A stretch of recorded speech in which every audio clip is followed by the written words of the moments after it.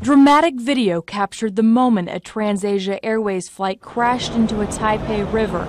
Many were feared trapped inside the fuselage as it jutted out of the shallow river.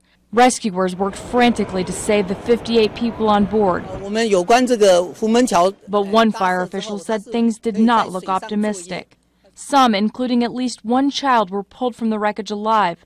Others were able to walk away on their own. But as night fell, dozens were confirmed dead. More remained missing, either still in the wreckage or pulled downriver.